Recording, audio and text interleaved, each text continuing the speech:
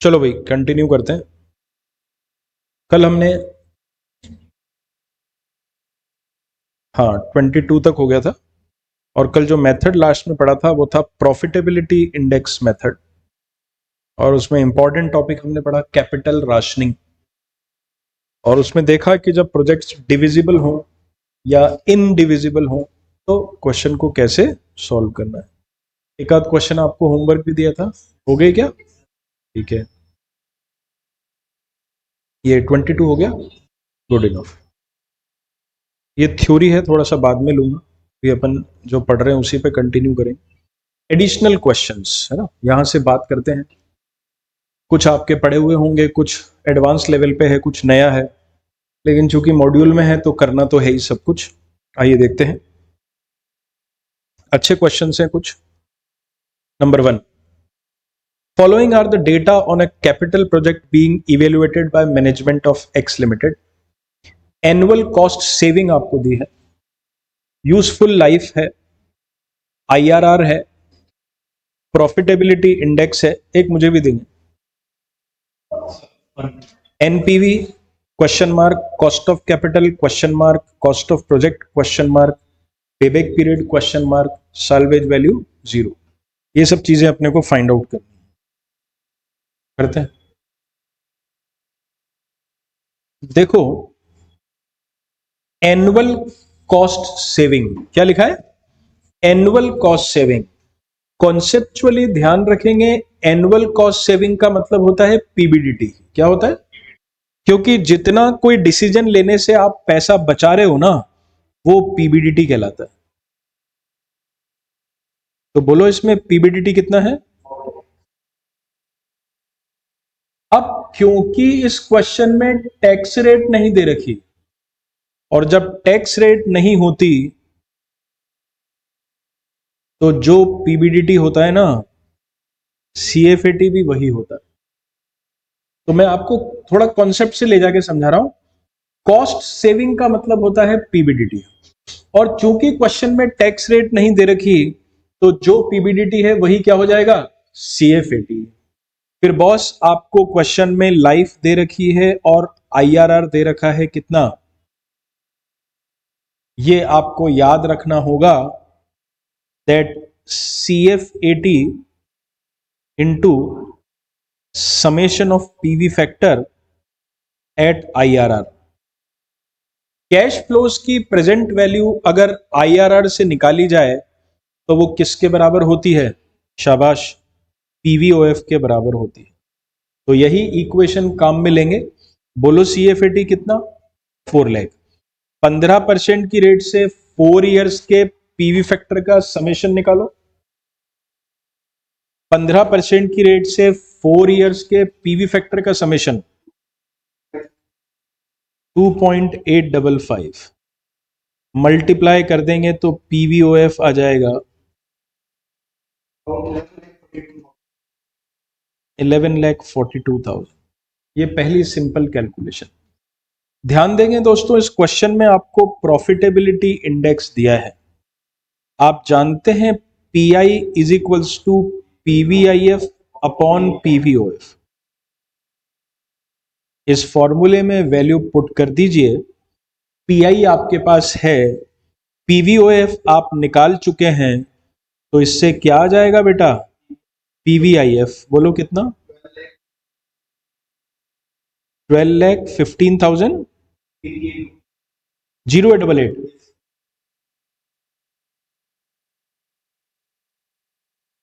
इसमें से माइनस कर दें पीवीओएफ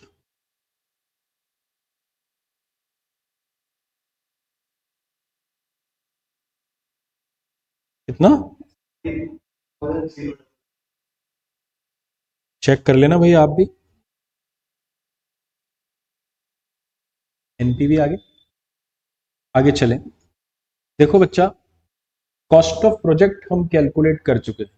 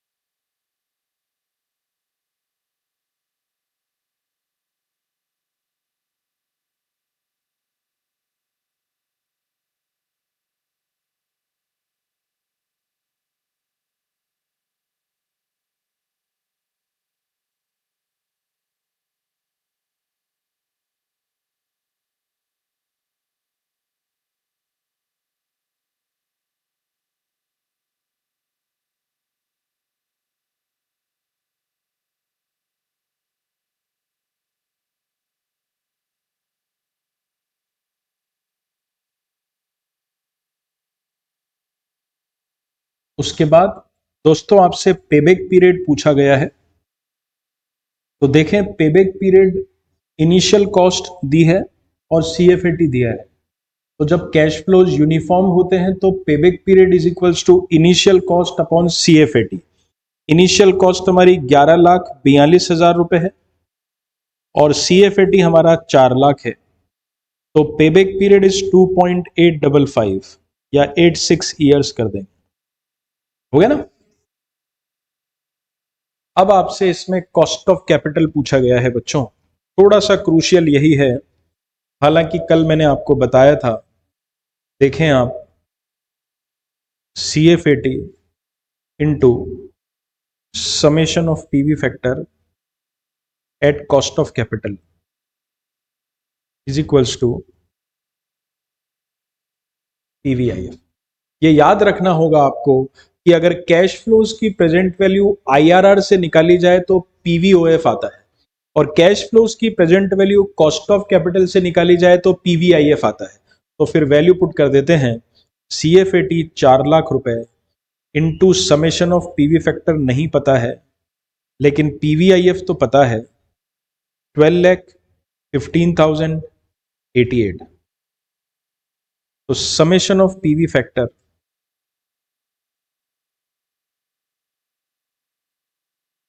तो 038 कर दे। क्या है 3.038?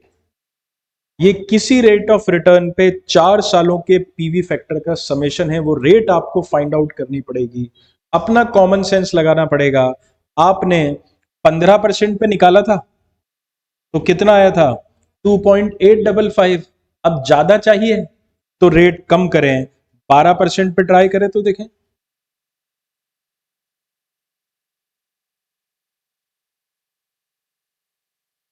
बस आ गया।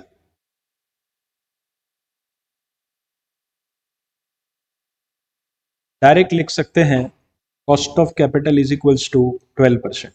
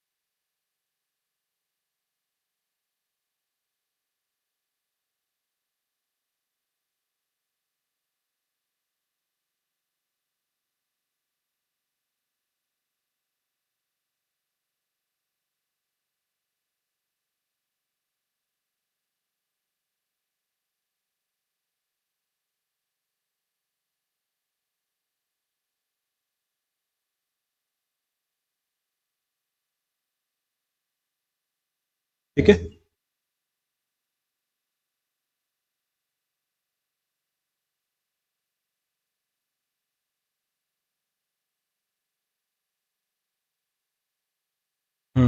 अब एक काम करेंगे बच्चों, अपन आप है ना, मैंने अभी जो शीट दी है उस पर आ जाइए, हम उसके कुछ क्वेश्चंस करेंगे और फिर उसके बाद मॉड्यूल पे आएंगे।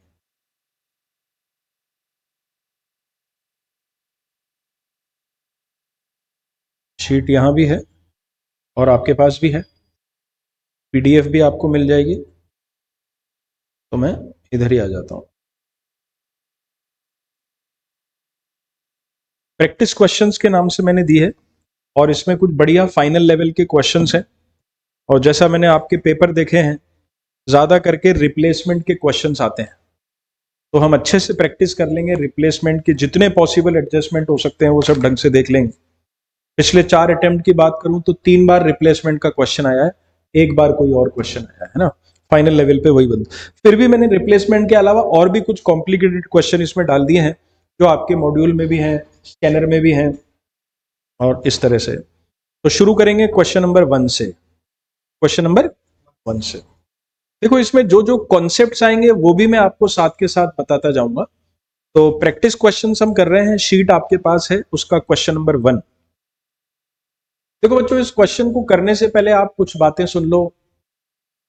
जैसे मैंने ये आपसे कल परसों भी कहा था कि आप कोई मशीन खरीदते हैं, अगर उस पर कोई इंसिडेंटल एक्सपेंसेस होगा तो वो उसकी कॉस्ट में जुड़ जाएगा, और गवर्नमेंट से कोई सब्सिडी आपको मिल रही है तो वो मशीन की कॉस्ट में से लेस हो जाएगी। ये सिंपल बात। दूसरी एक बात सुनिए कि कई बार क्वेश्चन में ऐसा होता है कि आप मशीन 2 बार खरीदते हैं। इनिशियली आपने एक मशीन खरीदी और फिर 3 साल बाद आपने एक और मशीन खरीदी, तो उसका पीवीओएफ कैसे निकलेगा? जो 0 ईयर पे खरीदी वो पूरा का पूरा आ जाएगा, और जो एडिशनल मशीन आपने 3rd ईयर पे खरीदी है उसकी प्रेजेंट वैल्यू आपको उसमें जोड़नी होगी, क्योंकि मशीन आपने 3rd ईयर में खरीदी है तो उसकी प्रेजेंट वैल्यू को हम उसमें ऐड कर देंगे। इस क्वेश्चन में तीसरा एक इंपॉर्टेंट एडजस्टमेंट जो है वो लॉस के टैक्स बेनिफिट का है। जब बिजनेस में हमको लॉस होता है तो लॉस पे टैक्स बेनिफिट मिलता है, और वो टैक्स बेनिफिट मिलने के 2 ट्रीटमेंट होते हैं। या तो आपको टैक्स बेनिफिट उसी साल में मिल जाएगा, और या फिर वो आपको कैरी फॉरवर्ड और सेट ऑफ करना पड़ेगा। मैं दोनों ही फिर आपको इस क्वेश्चन में समझाऊंगा। आइए शुरू करते हैं। Sagar industries is planning to introduce a new product with a projected life of 8 years. The project, to be set up in a backward region, qualifies for a one-time at its starting tax-free subsidy from the government of rupees 20 lakhs. Initial equipment cost will be rupees 140 lakhs, and additional equipment costing rupees 10 lakhs will be needed at the beginning of 3rd year. At the end of 8 years, the original equipment will have no resale value, but the additional equipment can be sold for rupees 1 lakh. Working capital 15 lakh रुपए चाहिएगी।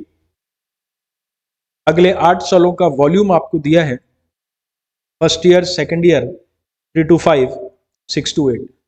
Sale price 100 rupees है, variable cost 40% है, fixed operating cost 16 lakh रुपए है। इसके अलावा कुछ पैसा हमको एडवर्टाइजमेंट पे खर्च करना पड़ेगा, और वो आपको दिया है first year, second year 3 to 5, 6 to 8। 50% tax rate है, 12% कॉस्ट ऑफ कैपिटल है। The company follows straight line method of depreciation should the project be accepted, assume that the company does not have other incomes. तो करते हैं इसको, और मैं धीरे धीरे आपको एक एक चीज समझाता हूं। क्वेश्चन नंबर 1, हमारी शुरुआत हमेशा वर्किंग नोट से होती है, और पहला वर्किंग नोट होता है पीवीओएफ के लिए। मैंने आपको बताया था कि पीवीओएफ में 2 आइटम्स आते हैं, एक तो कॉस्ट ऑफ असेट आती है और एक वर्किंग कैपिटल आती है। अब चक्कर यह है कि यहाँ असेट भी 2 बार खरीदी गई है, एक इनिशियली खरीदी गई है, एक सब्सिक्वेंटली खरीदी गई है। तो क्या करेंगे बच्चों, सबसे पहले तो मैं यहां लिख दूंगा कॉस्ट ऑफ इनिशियल एसेट, और ध्यान देंगे मैं ब्रैकेट में क्या लिख रहा हूं, net of government subsidy. 140 lakh रुपए का इक्विपमेंट था, लेकिन 20 लाख रुपए की आपको गवर्नमेंट की सब्सिडी मिली है, तो हमारे लिए उसकी नेट कॉस्ट क्या हो गई बच्चों, 120 लाख रुपए। उसके बाद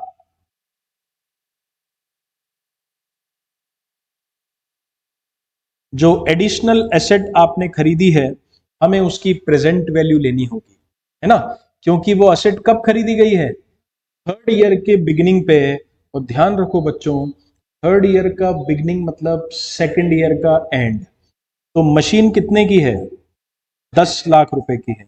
2nd ईयर का पीवी फैक्टर क्या हुआ, 0.797।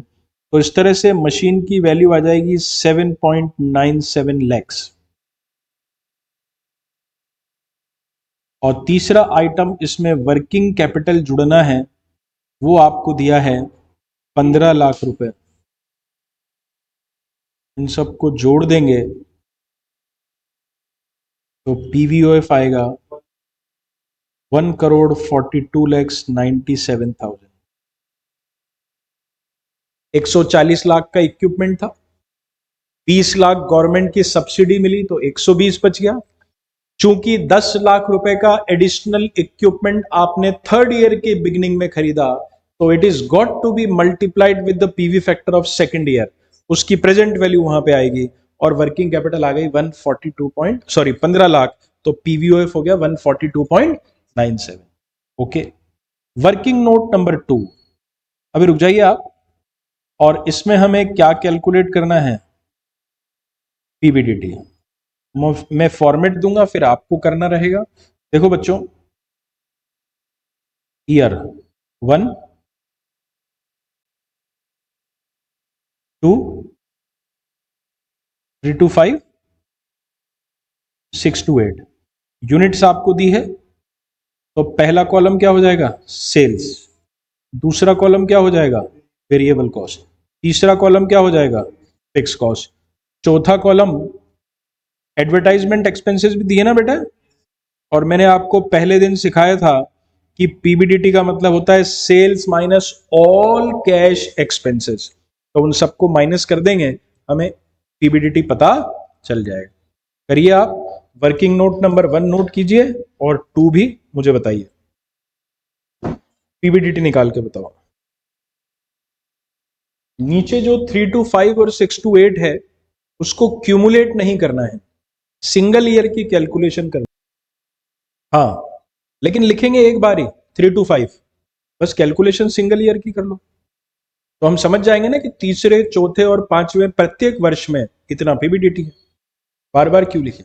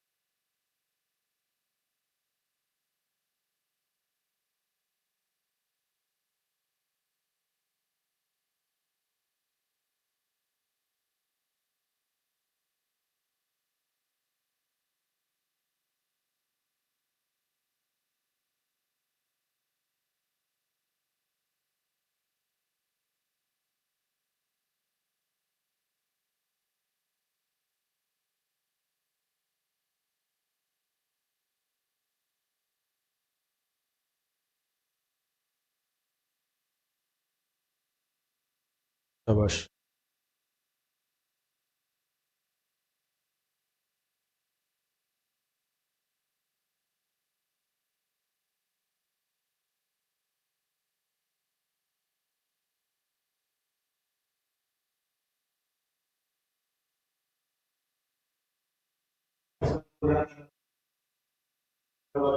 हाँ हाँ, ठीक है, कोई दिक्कत नहीं। 2 लैक्स, 41 लैक्स, 154 लैक्स एंड 100 लैक्स, दो वर्किंग नोट हो गए। तीसरा वर्किंग नोट फॉर डेप्रिसिएशन। देखो बच्चा, हमारे पास यहाँ पे दो इक्विपमेंट है, दोनों पे डेप्रिसिएशन लगाना पड़ेगा। एक इनिशियल इक्विपमेंट है जिसको मैं बोलता हूँ आई ए, और एक एडिशनल इक्विपमेंट है वो है ए ए। आप जानते हैं स्ट्रेट लाइन मेथड में फॉर्मूला होता है cost minus salvage upon life. Initial equipment की कॉस्ट कितनी पकड़ेंगे, 120 लाख रुपए, गवर्नमेंट की सब्सिडी को माइनस करने के, ये कोई आवश्यक नहीं, कहीं किसी बुक में, सजेस्टेड में, स्कैनर में, किसी किताब में हो सकता है वो सब्सिडी को माइनस ना करे, क्योंकि अकाउंटिंग स्टैंडर्ड 12 के हिसाब से गवर्नमेंट सब्सिडी को ट्रीट करने के दो तरीके होते हैं, या तो उसे एसेट की कॉस्ट में से माइनस कर दीजिए, या फिर उसको कैपिटल सब्सिडी मान के अलग से कैपिटल रिजर्व में क्रेडिट कर लीजिए, पर हमने इसको माइनस। ऐसी कभी भी एग्जाम में सिचुएशन आ जाए तो आप नीचे वर्किंग नोट दे दें। आपका जो पेपर होता है उसमें बाकायदा ऊपर इंस्ट्रक्शन लिखा हुआ आता है कि एक तो working note should form part of your answer, और दूसरे उसमें लिखा होता है कि take appropriate assumptions wherever necessary. तो जैसे हम नीचे यहां पे लिख देंगे कि हमने गवर्नमेंट की सब्सिडी को असेट की कॉस्ट में से माइनस किया है। साल्वेज वैल्यू इसकी 0 है दोस्तों, और इसकी लाइफ 8 ईयर्स है। तो डेप्रिसिएशन हो गया 15 lakhs per annum. As far as additional asset is concern, कितने की है वो? 10 lakhs की। उसकी साल्वेज वैल्यू कितनी है? 1 lakh। और उसकी लाइफ कितनी है? 6 ईयर्स। उसे थर्ड ईयर के बिगिनिंग पे खरीदा गया है, तो 6 ईयर्स उसकी लाइफ रहेगी। 1,50,000 पर एनम। नोट कर लीजिए इसे भी।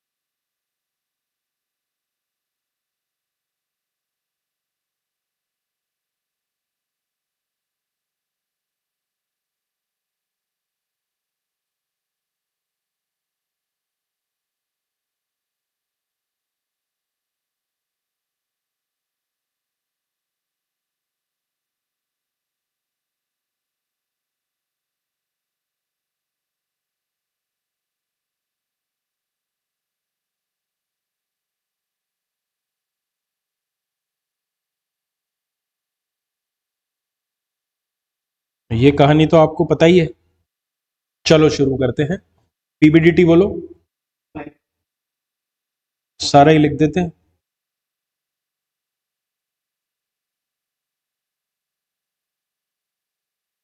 और ये भी लिखो ताकि अपन भूले ना टर्मिनल कैश फ्लोस को। चलो डेप्रिसिएशन बोलो।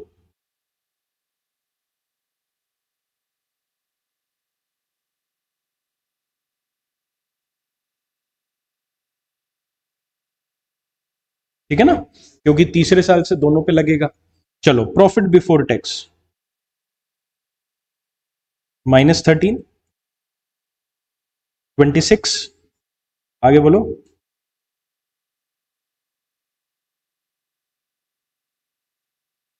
हम्म। चलो टैक्स बोलो। क्यों? 50% है ना टैक्स रेट। तो कितना हो गया? 6.5। अब देखो एक काम करते हैं अपन, टैक्स 50% है, तो बोलो कितना हुआ? 6.5। 26 का आधा कितना? 13। 137 का आधा कितना?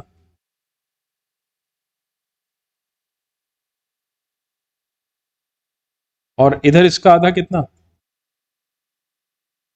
ये हो गया सबका 50-50%। यानी जैसे हम प्रॉफिट पे टैक्स निकालते हैं वैसे लॉस पे टैक्स निकालेंगे। प्रॉफिट पे टैक्स हमें देना पड़ता है, तो लॉस पे टैक्स का बेनिफिट मिलेगा। 13 लाख का लॉस, उस पे 6.5 का टैक्स बेनिफिट, तो प्रॉफिट आफ्टर टैक्स कितना बचेगा? -6.5 लैक्स, क्योंकि 13 का लॉस था, उस पे 6.5 का टैक्स बेनिफिट हो गया, तो -6.5 बचेगा। ये 13 बचेगा, ये 68.75 बचेगा, ये 41.75 बचेगा। सही है। फिर इसमें डेप्रिसिएशन जोड़ देंगे तो CFAT आ जाएगा। ये नॉर्मल ट्रीटमेंट है। बोलो क्या है? यानी हम ये मानते हैं कि जैसे प्रॉफिट पे टैक्स निकलता है वैसे लॉस पे टैक्स निकलेगा। प्रॉफिट पे अगर हमें टैक्स देना पड़ता है तो लॉस पे टैक्स का बेनिफिट होता है, तो हम वैसे ही कैलकुलेट कर लेते हैं।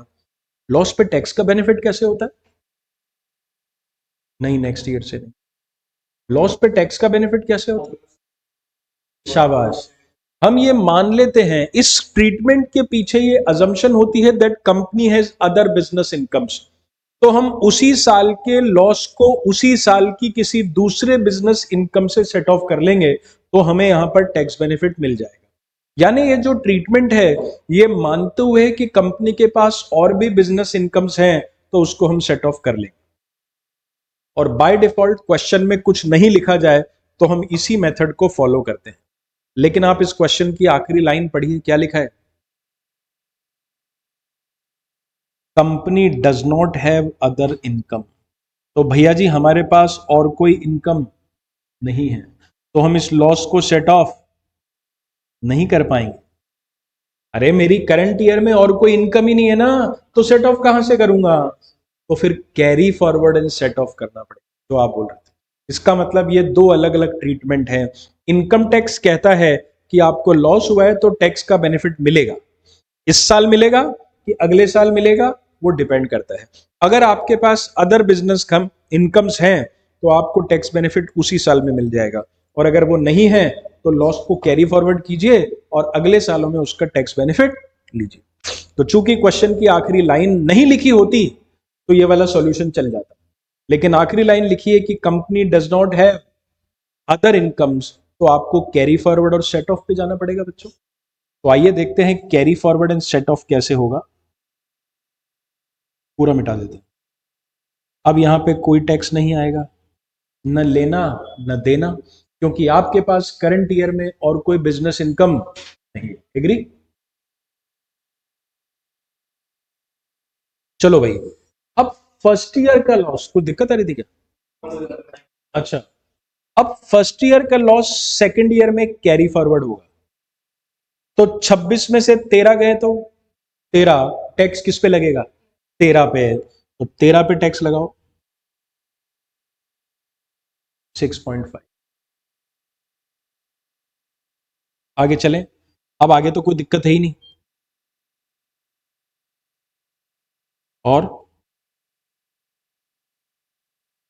चलो अब नॉर्मल क्वेश्चन हो गया। प्रॉफिट आफ्टर टैक्स बोलो 13, अगले साल बोलो। नहीं नहीं है, आप दोनों कंफर्म कर लो पहले, 19.5 या 6.5? नहीं, अपन ने कैरी फॉरवर्ड भी तो किया उस लॉस को। अरे फर्स्ट ईयर का लॉस सेकंड ईयर में कैरी फॉरवर्ड किया ना, 26 में से 13 गए तो 13, और 13 के ऊपर टैक्स कितना लगा? 6.5। तो बोलो फिर प्रॉफिट आफ्टर टैक्स कितना?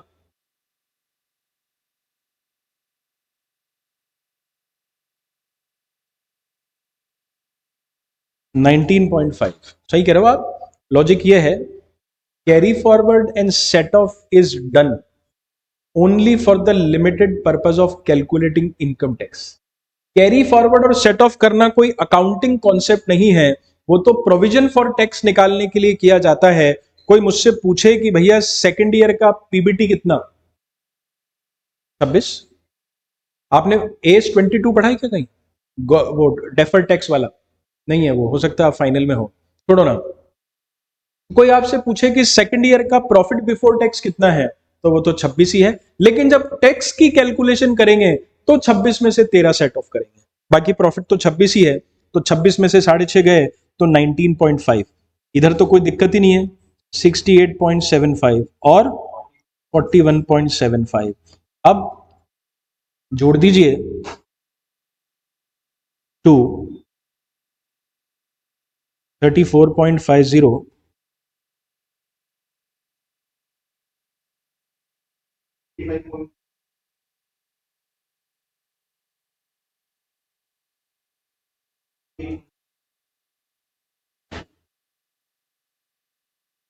दो टर्मिनल कैश फ्लोज, एक साल्वेज वैल्यू, एक वर्किंग कैपिटल की रिकवरी, है ना? साल्वेज वैल्यू 1 लाख रुपए है, वर्किंग कैपिटल की रिकवरी 15 लाख रुपए, ये कैश फ्लोज आ गए। अब ले लेते हैं पीवी फैक्टर।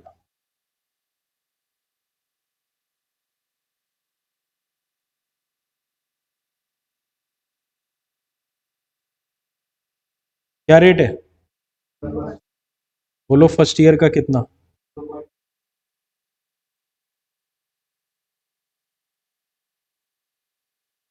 अब सुनो, 85.25 lakh third year, fourth year, fifth year, तीसरे चौथे और पांचवें प्रत्येक वर्ष में you will get 85.25 lakh per annum. तो यहां क्या करना है, तीसरे चौथे और पांचवें साल के पीवी फैक्टर का समेशन लेना है। शाबाश।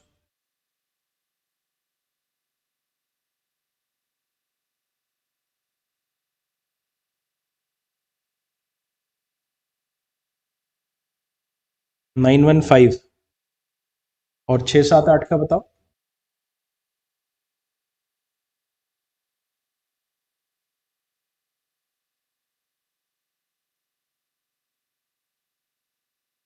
शाबाश। और 8वें साल का भी बताना पड़ेगा एक बार आपको।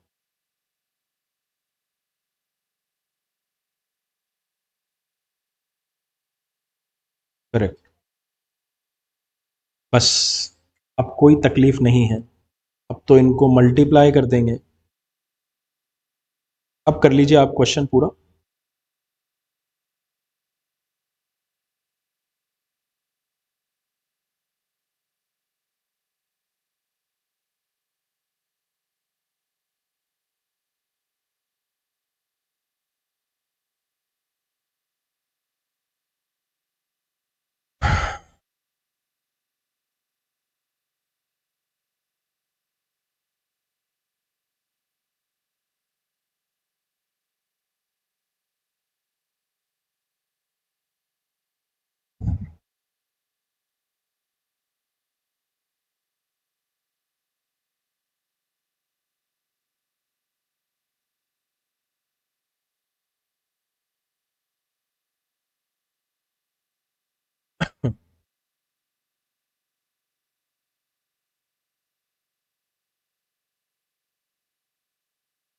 हम्म।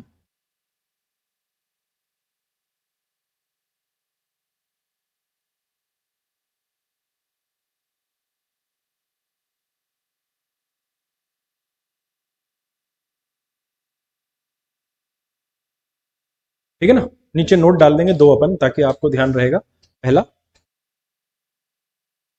Government subsidy has been deducted from the value of initial equipment.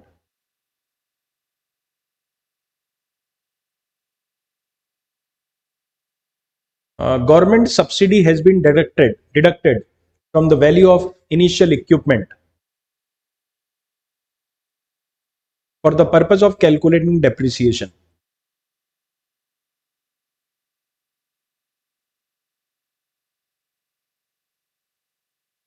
For the purpose of calculating depreciation.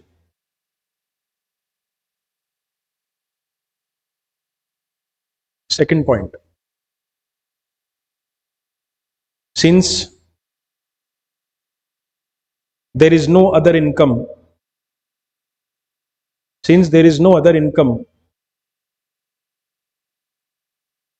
current year's loss has been carried forward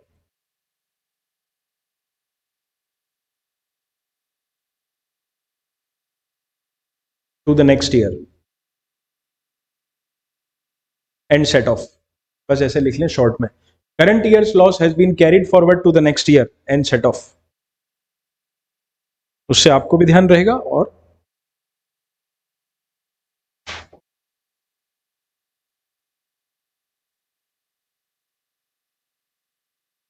question number 2 लगभग ऐसा ही क्वेश्चन है, तो यह आपके लिए होमवर्क रहेगा। क्वेश्चन नंबर 3 पे आ जाए।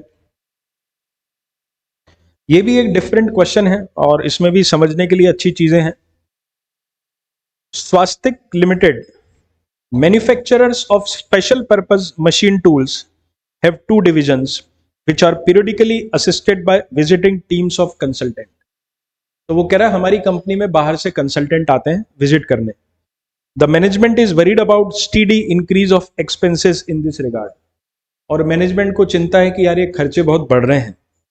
N analysis of last years expense reveals the following.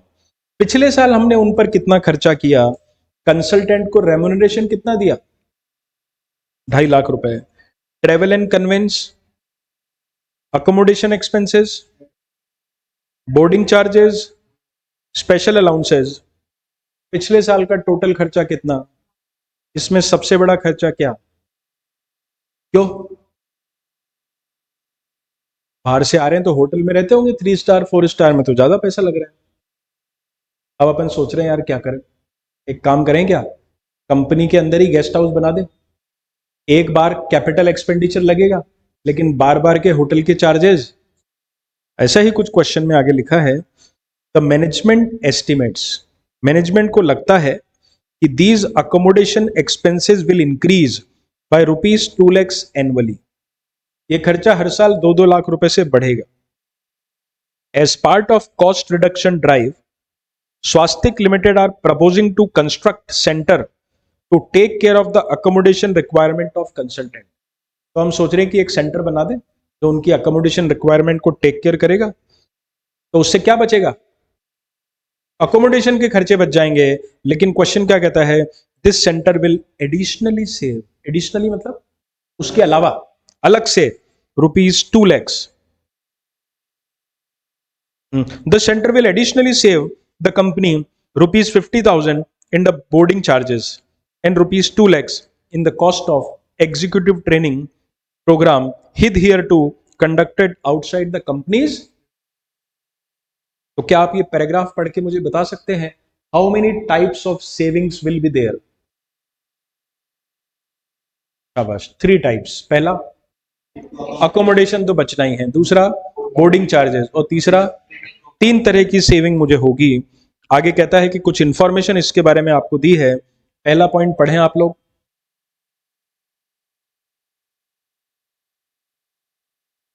Will be use, जमीन अपने पास है, उसका कोई टेंशन नहीं है। सेकंड पढ़िए, कंस्ट्रक्शन के भाई साहब 15 लाख रुपए लगेंगे including special furnishings. Third point पढ़िए, cost of annual maintenance 1.5 lakh रुपए होगा। Construction cost will be written off over 5 years being useful life. Assume that write-off of construction cost will be available for income tax purpose also. Tax rate 50%, rate of return 15%। आपको बताना है कि management को ये project करना चाहिए कि नहीं करना चाहिए।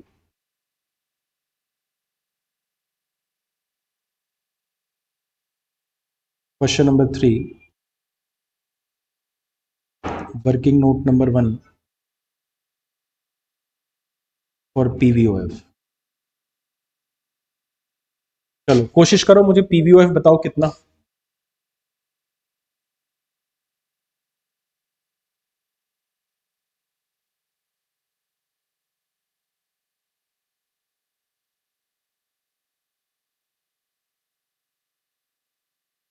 अपना अपना देख लो, आप तो मुझे बता दो कितना। आप भी बता दो, आप भी बता दो।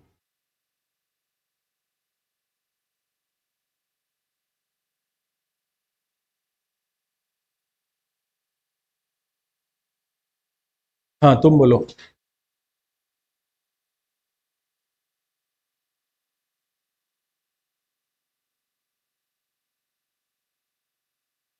हाँ, नाम क्या है तुम्हारा? प्रियल। और तुम्हारा? तनीषा। हाँ भाई, प्रियल क्या बता रहे हैं?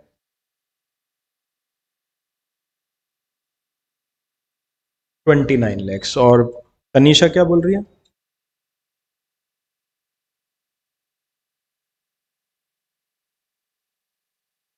24.5। क्या क्या लिया आपने?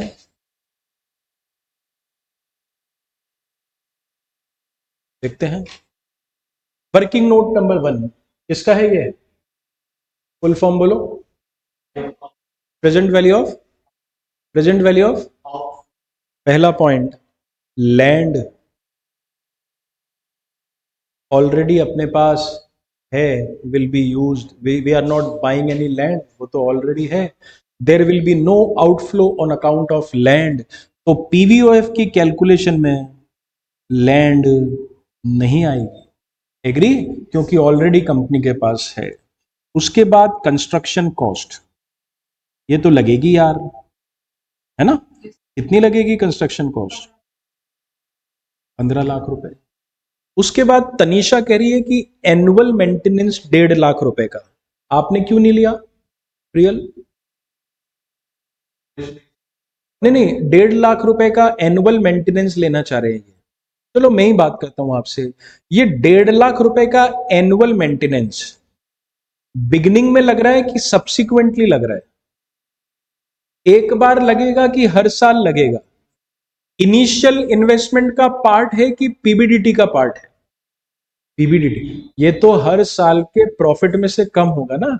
आज मैं रेंट दे रहा हूं हर साल 1 लाख रुपए, तो वो तो हर साल के प्रॉफिट से एडजस्ट। याद रखिएगा पीवीओएफ में वन टाइम की चीजें आती है और इनिशियल एक्सपेंसेस आते हैं। ये तो हर साल लगने वाला खर्चा है, तो अपन इसको पीबीडीटी से एडजस्ट करेंगे। आ गई बात समझ में? सिमिलरली आप जो अकोमोडेशन एक्सपेंसेस की बात कर रहे हैं, वो इनिशियल थोड़ी है, वन टाइम थोड़ी है, वो तो हर साल बचेगा। That is part of PBDT. तो दोनों ही नहीं आएंगे दोस्तों यहां पर। पीवीओएफ कितना? 15 lakhs। वर्किंग नोट नंबर 2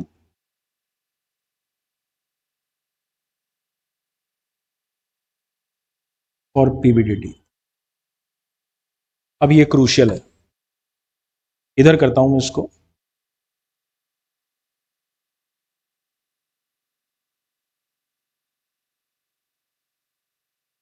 5 साल है ना?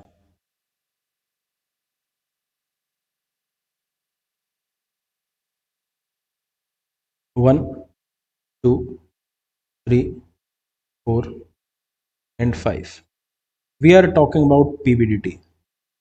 बच्चों कॉन्सेप्चुअली हमेशा ध्यान रखना, पीबीडीटी का मतलब होता है सेविंग्स। क्या होता है? कोई भी डिसीजन लेने से, किसी भी प्रोजेक्ट को एक्सेप्ट करने से जो आपको नेट ऑपरेटिंग प्रॉफिट हुआ है, नेट ऑपरेटिंग बेनिफिट हुआ है, उसी को हम पीबीडीटी कहते हैं। तो ये अकोमोडेशन सेंटर बनाने से, जैसा हमने कहा था, हमको 3 तरह की सेविंग्स हुई हैं। तो हम लिखेंगे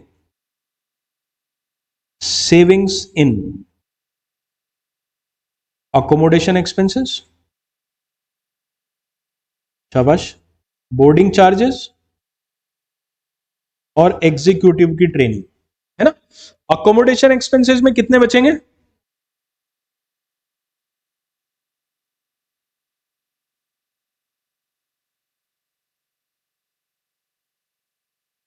हाँ बोलो। सोचिए, पिछले साल के अकोमोडेशन एक्सपेंसेस कितने हैं? 6 लाख। यदि हम कोई डिसीजन नहीं लेते, यदि हम कोई डिसीजन नहीं लेते, तो अगले साल ये खर्चा कितना होता?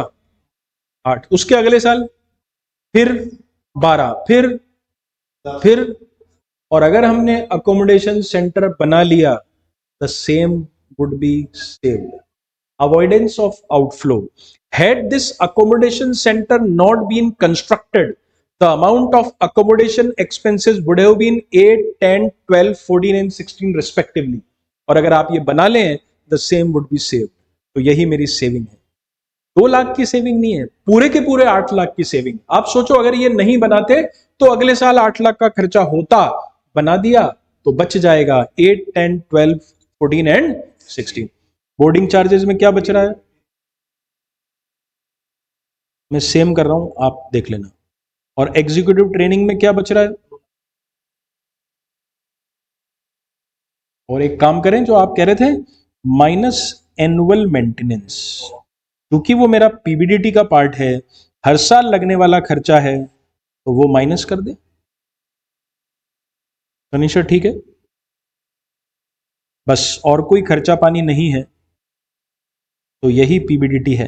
देखो कितना आता है।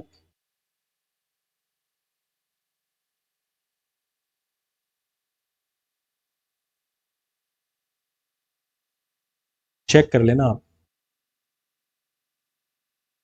देखना यही है क्या? नोट भी कर लो, चेक भी कर लो।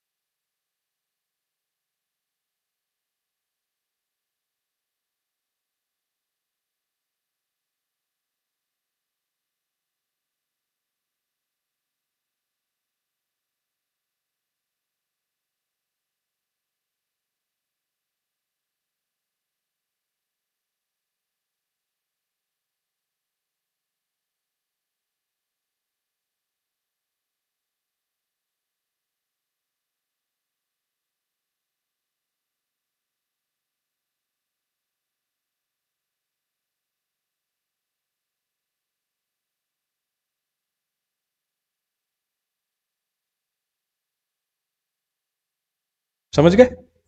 9, 11, 13, 15, 17। Working note number 3 for depreciation.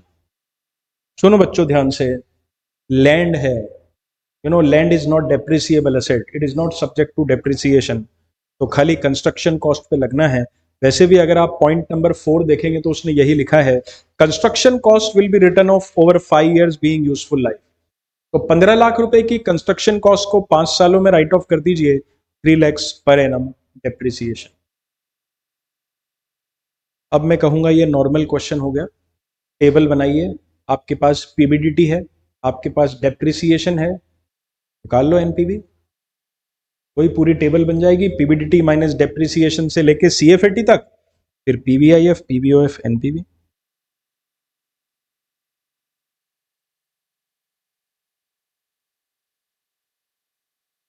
बोलना।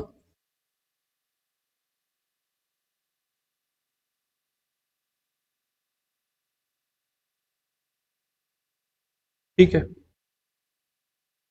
डन।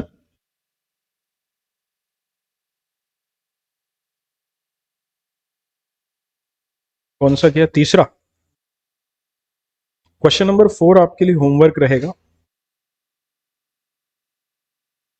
ऐसा कुछ अपन ने कल डिस्कस किया था, मुझे ये क्वेश्चन इंपॉर्टेंट लगा इसलिए मैंने इसको प्रैक्टिस शीट में दे दिया है।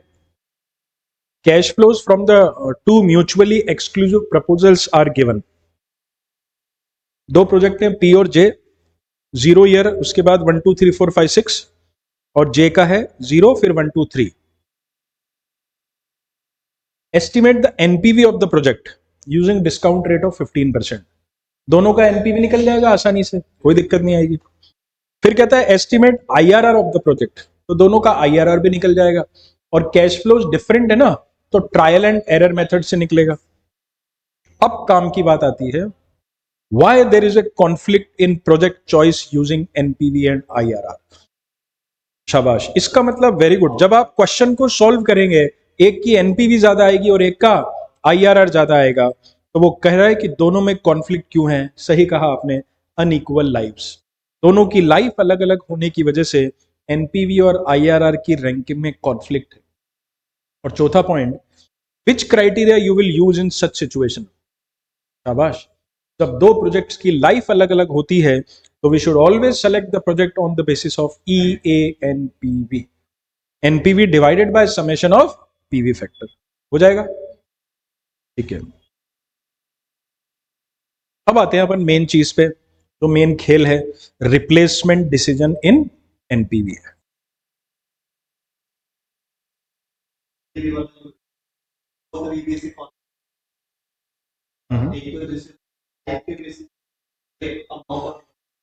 हाँ।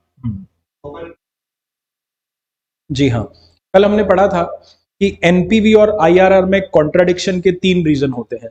पहला साइज डिस्पैरिटी, दूसरा टाइम डिस्पैरिटी, और तीसरा अनइक्वल लाइव्स। तो आप सही कह रहे हैं, यहाँ पे दोनों का साइज भी अलग अलग। लेकिन हमको फिर क्या देखना होता है, प्रीडोमिनेंट। प्रीडोमिनेंट मतलब मेनली किसकी वजह से हो रहा है, लाइफ की वजह से। तो ठीक है, साइज भी अलग अलग है, लेकिन मेन फैक्टर हम किसको मानेंगे, लाइफ को। चलो साहब, अब यहां से अपना खेल चालू होता है, रिप्लेसमेंट डिसीजन इन एनपीवी। देखो बच्चों, इंटर में जो क्वेश्चन हम करते हैं वो सब फ्रेश प्रोजेक्ट होते हैं, नए प्रोजेक्ट होते हैं। लेकिन यहां पर है रिप्लेसमेंट, और रिप्लेसमेंट का मतलब आपके पास ऑलरेडी कोई मशीन है और आप उसको बेच के नई एसेट परचेज कर रहे हैं, इसीलिए इसका नाम तो हेडिंग डालिए रिप्लेसमेंट डिसीजन।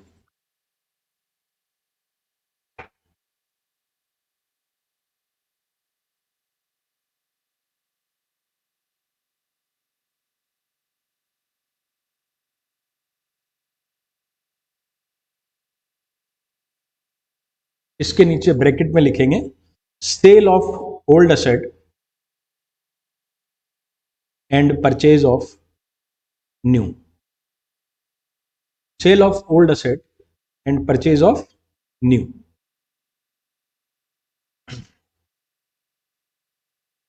अब देखो बच्चा, अपनी अप्रोच क्या है। हम अपने सॉल्यूशन की शुरुआत किससे करेंगे, वर्किंग नोट नंबर 1, और वो किसके लिए होता है, पीवीओएफ के लिए। मेरी एक एक बात ध्यान से सुनना। सामान्यतः पीवीओएफ में दो आइटम्स आते हैं, एक कॉस्ट ऑफ असेट, दूसरा वर्किंग कैपिटल। लेकिन रिप्लेसमेंट के क्वेश्चन में पीवीओएफ में चार आइटम्स आएंगे। ये बात मॉड्यूल में भी थ्योरेटिकली दे रखी है आगे आगे, तो अपनी यहीं से अपना काम चल जाएगा। सामान्यतः पीवीओएफ में दो आइटम्स आते हैं, लेकिन रिप्लेसमेंट के केस में पीवीओएफ में चार आइटम आएंगे। क्यों और क्या, देखिए। सबसे पहले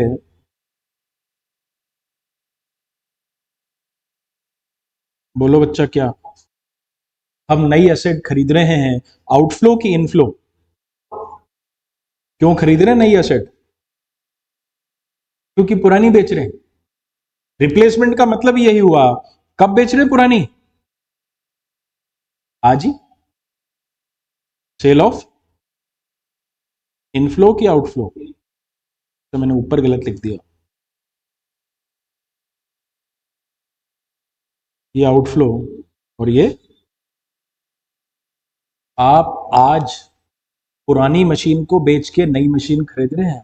ये जो पुरानी मशीन है ये डेप्रिसिएबल असेट है। क्या है?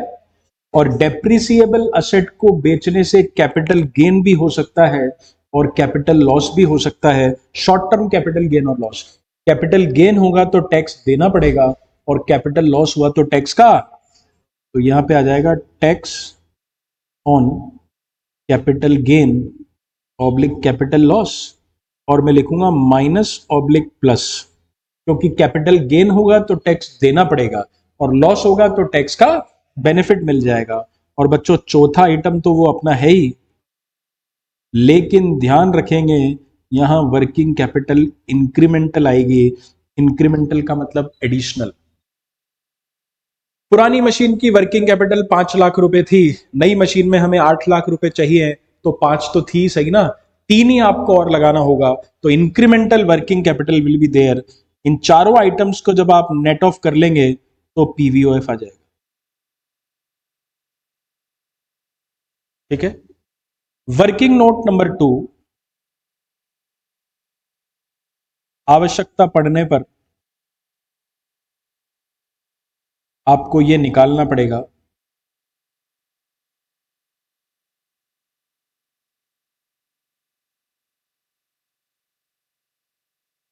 बोलो क्या?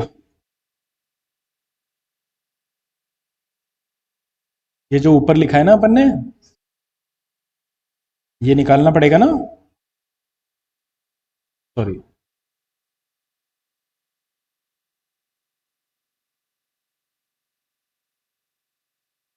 Got it? तो वो कैसे निकलता है बच्चों?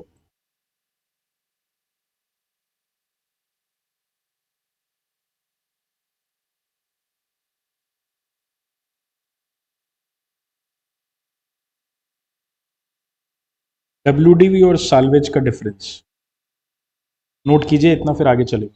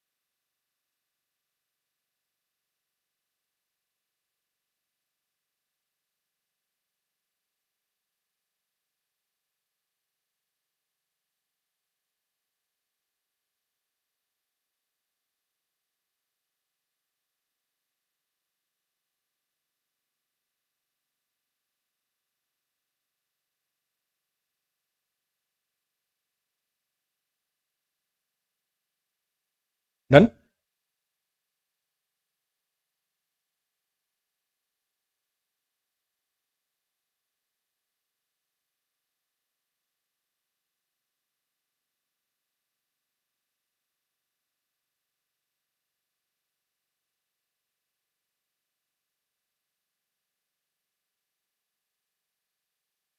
वर्किंग नोट नंबर 3 फॉर, और नंबर 4 फॉर।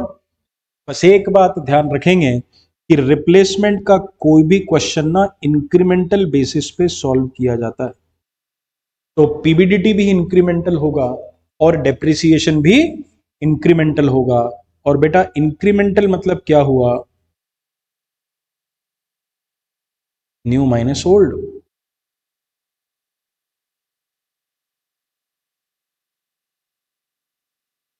या मैं कह सकता हूं after replacement minus before replacement, दोनों का डिफरेंस। बस इतनी सी बात आपको ध्यान रखनी है, बाकी क्वेश्चन में देखेंगे। नंबर 5 पे आइए।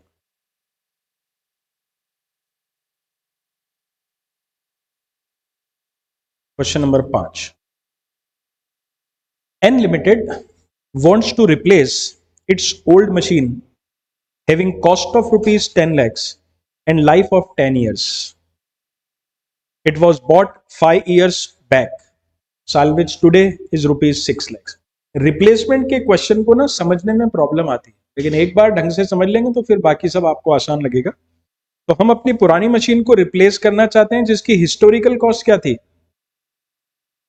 10 लाख रुपए। लाइफ क्या थी? हमने इसे कब खरीदा था? साल्वेज टुडे, आज उसकी वैल्यू 6 लाख रुपए।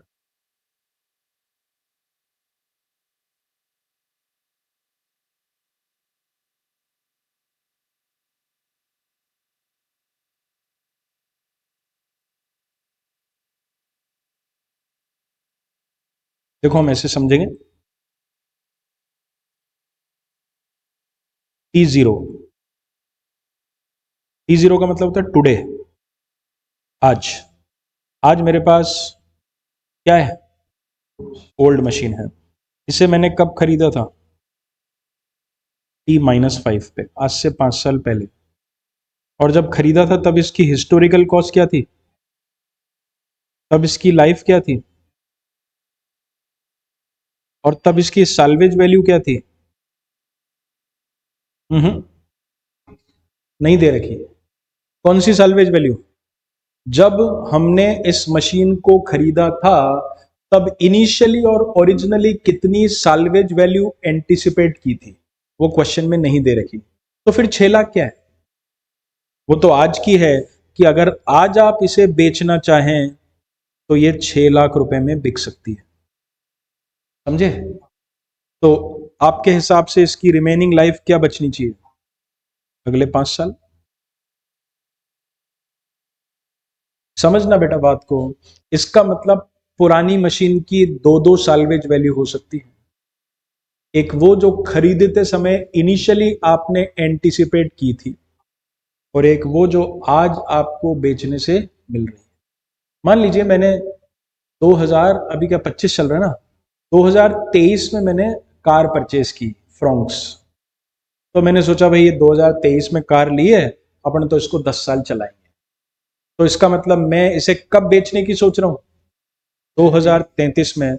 और मुझे लगता है कि यार 2033 में ये ना लगभग 4 लाख रुपए की बिक जाएगी। ठीक। खरीदी कब? 23 में। बेचने का कब सोच रहा हूँ? 33 में, 10 साल बाद। और कितनी सालवेज एक्सपेक्ट कर रहा हूँ? लेकिन मान लो मेरी अभी कमाई बढ़ गई, कहीं से अच्छा पैसा कमा लिया मैंने, और अब मैं सोच रहा हूँ यार कार अपन तो रिप्लेस कर लें, अपग्रेड कर लें, इसको बेच के और कोई दूसरी कार परचेज कर लें, तो उसको आज ही बेच दूंगा। तो आज तो साल्वेज वैल्यू ज्यादा मिलेगी ना। इसका मतलब पुरानी मशीन की दो दो साल्वेज हो सकती है, एक तो एंड की और एक करंट की। तो इसकी ओरिजिनल साल्वेज वैल्यू क्या है? 0। आज बेचने पे कितने मिल रहे हैं? 6 लाख। फाइन सर, आगे बढ़ते हैं। अब हम इसको बेच के खरीद रहे हैं नई machine. The new machine would cost rupees, तो यहां लिख दिया मैंने नई मशीन, कॉस्ट, साल्वेज और लाइफ। बोलो नई मशीन कितने की? 20 लाख की। It would result in additional sales of rupees 2 lakhs, and operating efficiency will bring savings of rupees 2 lakhs per year. Depreciation on SLM, tax rate 50%, cost of capital 8%. Evaluate the replacement decision. बोलो नई machine की salvage value कितनी? Not given, तो 0। और life not given, not given तो फिर ये। बोलो कितनी ले लेंगे? क्योंकि लाइफ ना अपन प्रोजेक्ट की देखते हैं, या आप यूं समझ लें कि रिप्लेसमेंट के केस में टाइम ओरिजिन समान होता है। जितनी लाइफ पुरानी मशीन की बची है, नई की भी उतनी ही मान लेने का, तो 5 साल की लाइफ होगी इसकी। ये एक बेसिक मैंने आपको समझा दिया। आइए शुरू करते हैं।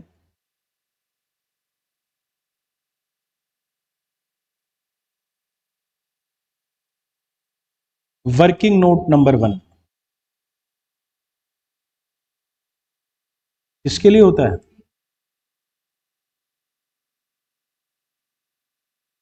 कितने आइटम आएंगे? शॉर्ट में लिख रहा हूं, cost of new asset, sale of old asset, tax और इंक्रीमेंटल वर्किंग कैपिटल, है ना? चलो कॉस्ट ऑफ न्यू असेट बोलो, सेल ऑफ ओल्ड असेट बोलो। शाबाश।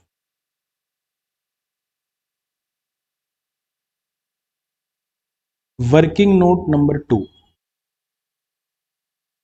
अभी मुझे नहीं पता कैपिटल गेन आएगा कि लॉस, इसलिए मैं हेडिंग भी नहीं डाल रहा, लेकिन मुझे यह पता है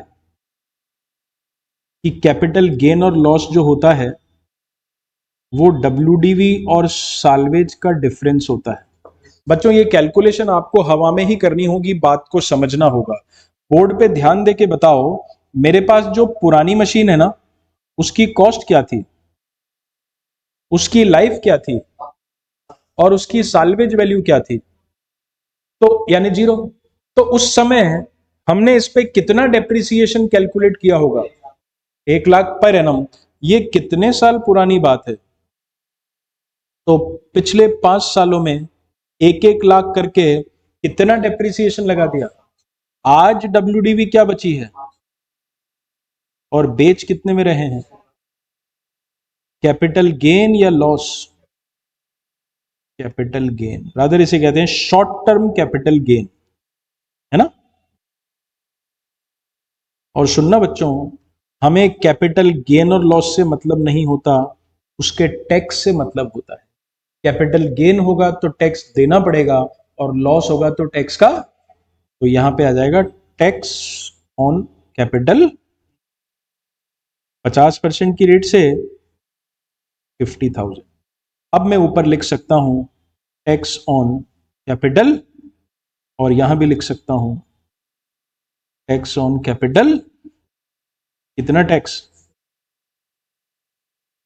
वर्किंग कैपिटल तो है ही नहीं। गलती ना हो इसलिए आप प्लस माइनस का साइन यूज करें, अपने दिमाग में सोचें कि क्या आउटफ्लो है और क्या इनफ्लो है। ये आउटफ्लो है, ये इनफ्लो है, ये आउटफ्लो है। इससे आपसे गलती नहीं होगी और आप सही सही PVOF निकाल पाएंगे। बताइए जरा।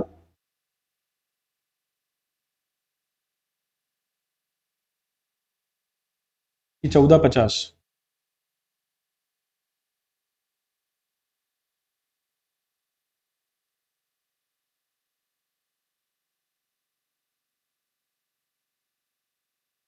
14,50,000। कोई दिक्कत है तो बोलो समझने में। एक दो और वर्किंग नोट दे दूं फिर आप नोट करना। वर्किंग नोट नंबर 3 किसका बताया था मैंने? हाँ,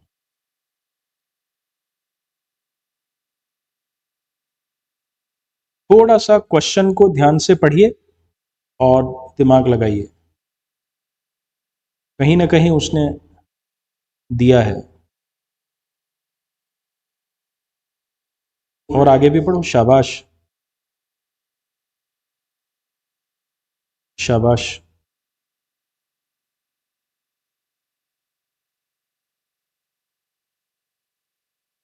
क्वेश्चन कह रहा है कि भाई साहब 2 लाख से तो सेल्स बढ़ेगी, and operating efficiency will bring savings of ₹2 lakhs। तो टोटल तो हमको 4 लाख का फायदा हो गया। 4 lakh. Working note number 4 for incremental depreciation, है ना? दोनों का अलग अलग निकालेंगे, न्यू और ओल्ड। देखो बेटा, नई मशीन की कॉस्ट कितनी, साल्वेज कितनी, और लाइफ कितनी? 4 lakhs, और पुरानी का तो आप ऑलरेडी निकाल के बैठे ही हैं 1 लाख रुपए। समझो ना, यदि अच्छा बोर्ड पे देखो आप, नीचे वाला जो पार्ट है, नई मशीन का कितना आया डेप्रिसिएशन? यदि रिप्लेसमेंट नहीं किया गया होता तो डेप्रिसिएशन पुरानी मशीन पे लगता ना, कितना कितना लगता, और यदि रिप्लेसमेंट कर लिया तो कितना लग रहा है? तो what is the incremental effect? समझ गए? चूंकि अमाउंट यूनिफॉर्म है, शॉर्टकट मेथड से क्वेश्चन सॉल्व होगा, इसलिए अगला वर्किंग नोट बोलो किसका? इंक्रीमेंटल सीएफएटी का। निकाल के बताइए मुझे, और यहां तक नोट कीजिए।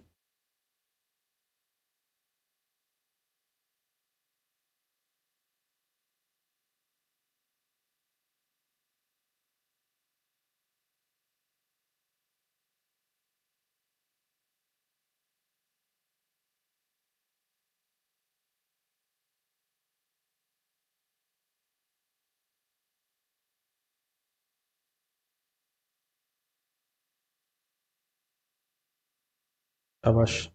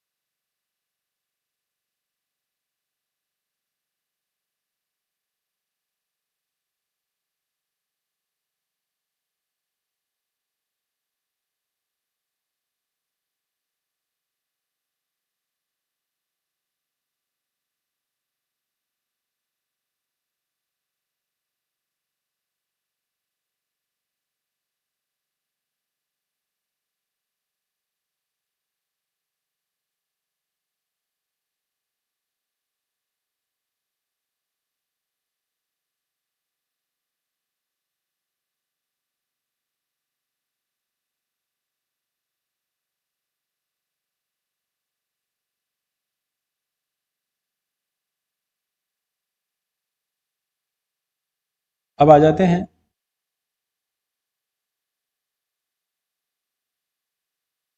कैलकुलेशन ऑफ एनपीवी, और अपना शॉर्टकट मेथड क्या कहता है? सीएफएटी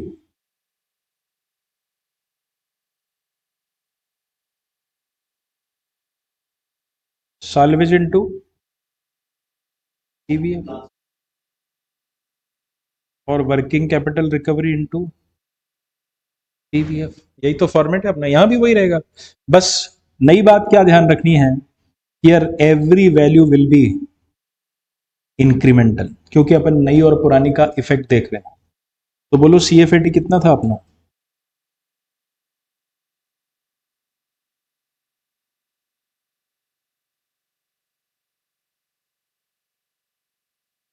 और पीवी फैक्टर का समेशन बताओ। 2 कर दूं? आगे भी तो 99 के बाद तो 993 हो जाएगा अगर 27 है तो। देखो कितना है पक्का? 993 पक्का 993 है। हाँ तो 3 कर दें। साल्वेज वैल्यू है ही नहीं, न नई की है ना पुरानी है, और वर्किंग कैपिटल भी नहीं है। बढ़िया बात है।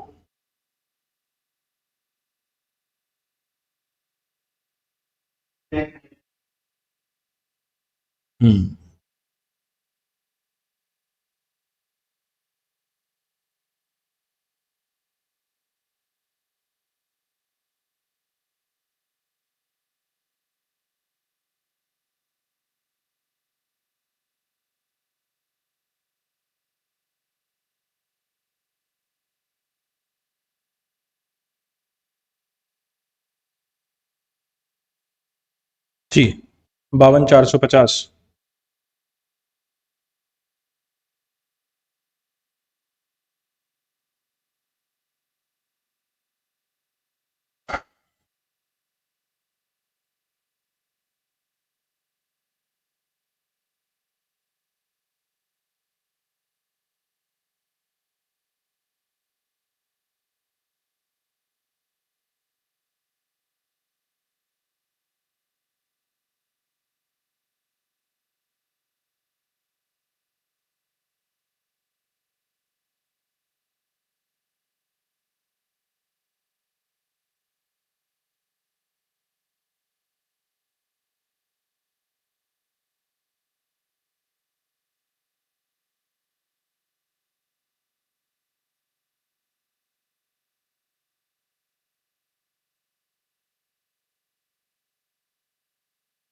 क्योंकि एनपीवी नेगेटिव है, हमें प्रोजेक्ट को एक्सेप्ट नहीं करना चाहिए।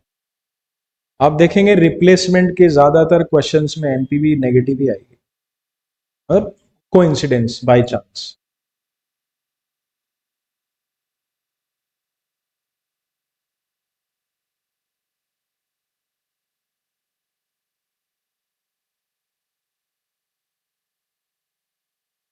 ठीक है, क्वेश्चन नंबर 6 और 7 आपके लिए होमवर्क रहेगा। 8 पे चलेंगे। क्वेश्चन नंबर 8 बड़ा अच्छा क्वेश्चन है रिप्लेसमेंट का। एक कॉम्प्रिहेंसिव क्वेश्चन है, मतलब रिप्लेसमेंट में जितने एडजस्टमेंट हो सकते हैं वो सारे इसमें हैं, और एग्जाम में भी इस तरह के क्वेश्चंस आते हैं। तो देखते हैं अपन इसे करते हैं, और थोड़ा चेंज कराऊंगा मैं इसमें ताकि मैं कुछ एडजस्टमेंट और करा पाऊं। A company has a machine which has been in operation for 2 years. Its remaining estimated useful life is 10 years with no salvage value at the end. तो ये जो नो वर्ड है ना, इसकी जगह लिख दो 24,000 रुपए,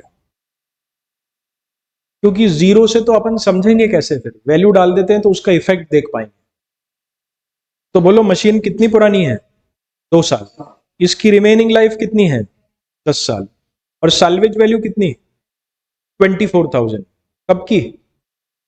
10 साल बाद की। अपन इसको नाम देंगे टर्मिनल साल्वेज वैल्यू। क्या है? टर्मिनल मतलब अंत में उसको बेचने से जो मिलेगा। However its current market value is ₹1,00,000। ये क्या है? ये आज की है, कि आज के 10 साल बाद बेचोगे 24,000 में बिकेगी। आज बेचना चाहते हो 1,00,000। और सर ने यही कहा था कि पुरानी मशीन की दो दो साल्वेज वैल्यू, एक करंट एक टर्मिनल। मैनेजमेंट सोच रहा है कि इसको बेच के नई ले ले, और दोनों की इंफॉर्मेशन आपको दी है एग्जिस्टिंग और न्यू। परचेज प्राइस बोलो 240 और 4। लाइफ बोलो, अब 12 में से 2 साल तो उसके गुजर ही गए, तो बचे कितने हैं? तो दोनों के बराबर हो गए 10-10 साल। साल्वेज वैल्यू डैश डैश है तो यहां लिख दो, इसकी 24,000 और उसकी 40,000। Annual operating hours 2,000 selling price per unit 10 रुपए 10 रुपए।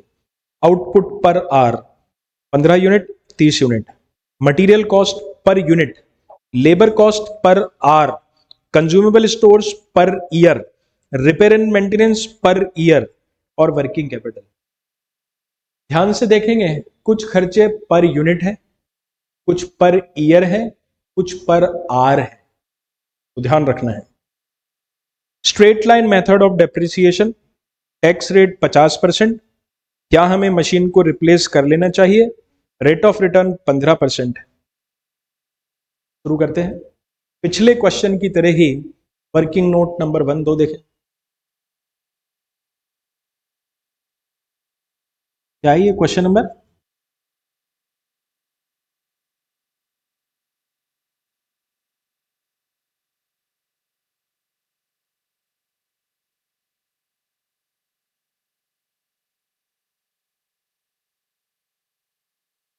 करो, आप लोग करो।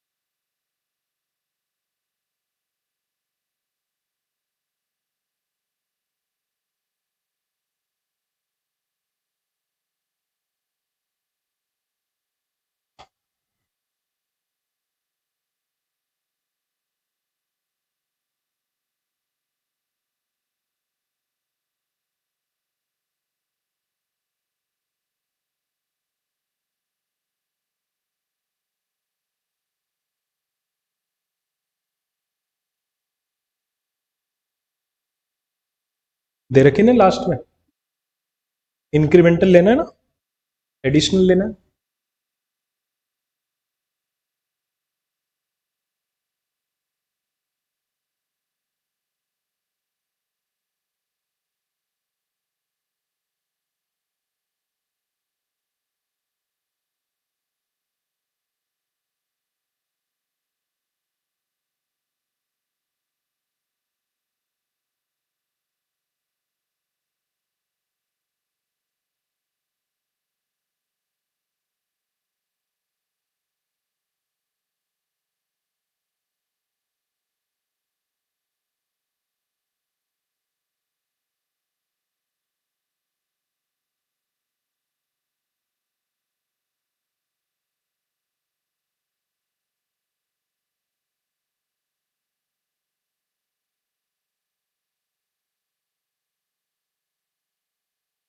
चलो बताएंगे, पीवी ऑफ आया हो तो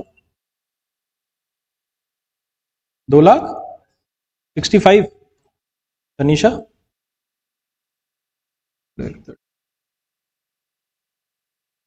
तो दोनों का ही गलत लग रहा है। चलो देखते हैं। बोलो कॉस्ट ऑफ न्यू असेट।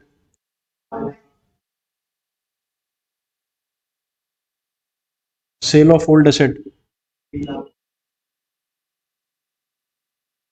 नीचे चलते हैं।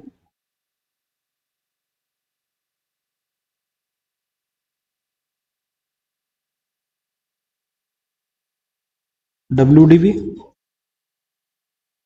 और साल्वेज। WDV बोलो।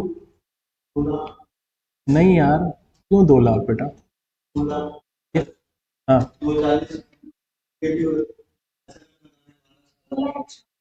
2,04,000 साल्वेज कौन कंसिडर करेगा? 24,000 की साल्वेज है ना?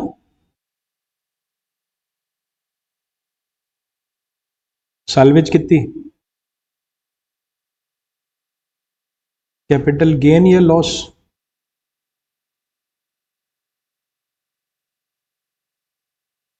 और लॉस है तो उस पर टैक्स का बेनिफिट आ जाएगा। 52,000 बच्चे।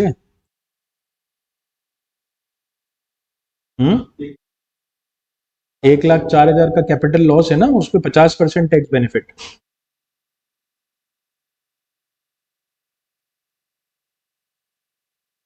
बस वो प्रियल से वहीं गलती हो गई।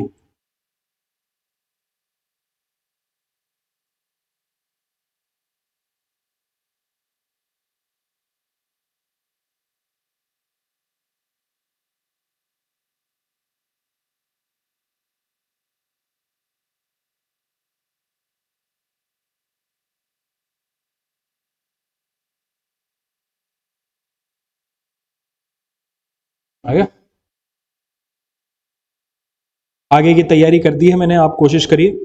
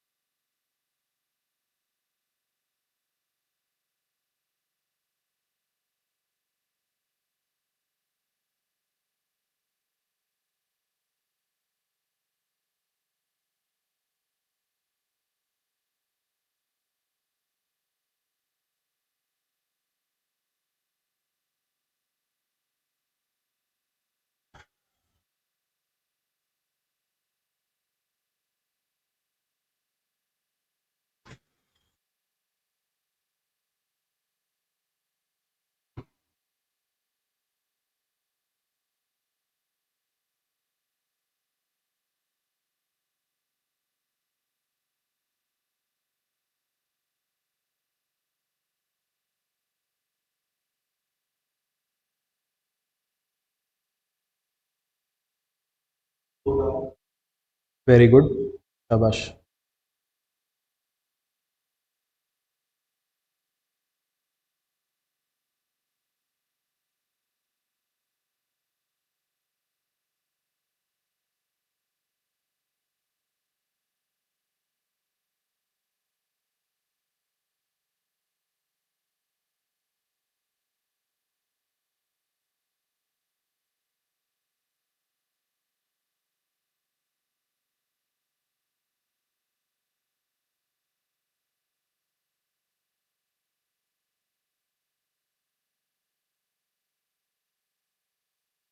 ओल्ड में कितना आया तनिषा? शाबाश।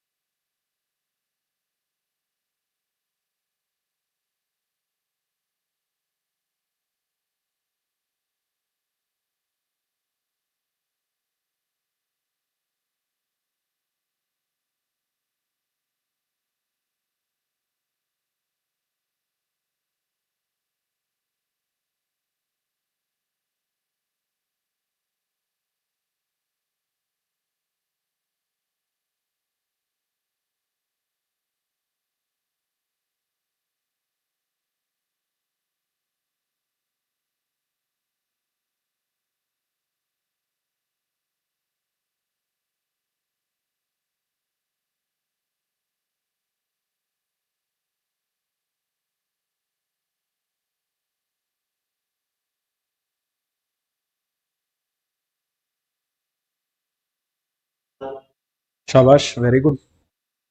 डेप्रिसिएशन बता दो।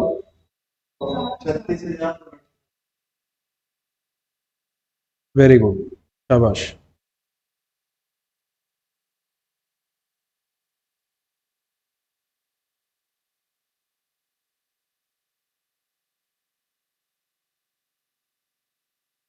फॉर्मेट आपके सामने है, खेल लीजिए।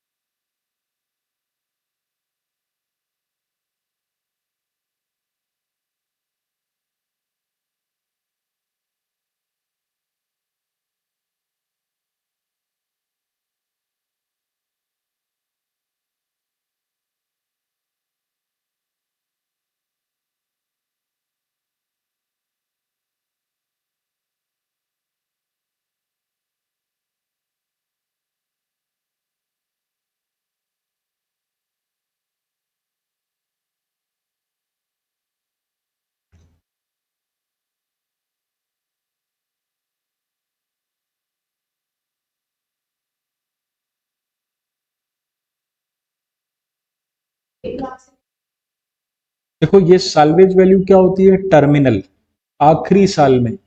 और आप हमेशा ये देखते हैं कि रिप्लेसमेंट और नो रिप्लेसमेंट, यदि आप रिप्लेसमेंट कर लें तो आज के 10 साल बाद नई मशीन कितने में बिकेगी, 40 में। और यदि नहीं करते तो 10 साल बाद मशीन कितने में बिकती है, 24,000 में। तो इंक्रीमेंटल 16,000, यानी आखिरी की साल्वेज वैल्यू लेना।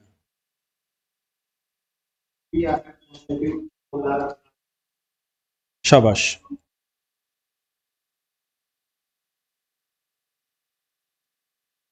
Correct answer.